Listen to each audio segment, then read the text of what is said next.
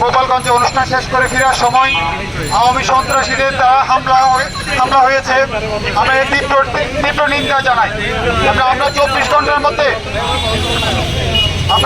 ঘন্টার মধ্যে উপযুক্ত আসামিদেরকে শাস্তির আওতায় এনে তাদেরকে জেলে ভরার জন্য আমরা অনুরোধ জানাচ্ছি প্রশাসনকে।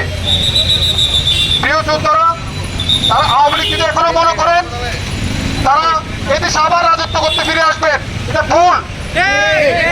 আওয়ামী লীগ এই বাংলার মাটিতে আওয়ামী লীগের আর স্থান হবে না, স্থান হবে এই বাংলার বাইরে। এই বাংলার মাটিতে আওয়ামী লীগের আর স্থান হবে না। তারা যদি মনে করে থাকে যে আবারও পুনর্বাসিত হবে, তাহলে সেটা তাদের ভুল ধারণা। এবং আমি প্রশাসনকে